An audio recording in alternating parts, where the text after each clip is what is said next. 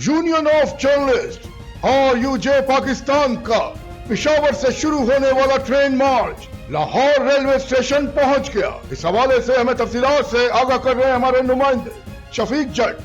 जी शफीक, हमें तफसीलात से आगाह कीजिएगा।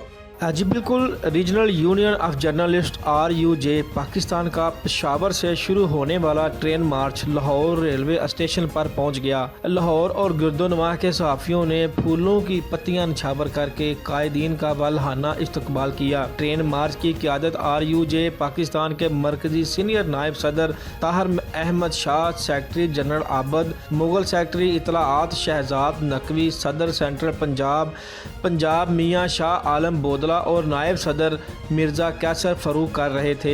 ट्रेन मार्च RUJ के 10 नकलाती चार्टर ऑफ डिमांड की मंजूरी के लिए किया जा रहा है।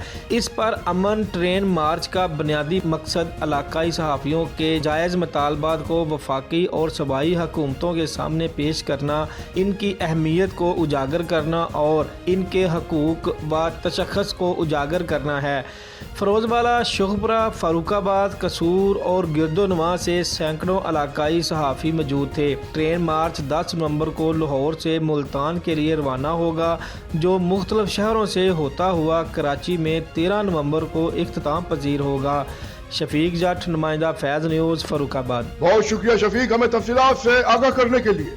मजीद खबरें और अपडेट्स जानने के लिए देखते रहिए फैज़ न्यूज़ नेटवर्क। फैज़ सबके लिए।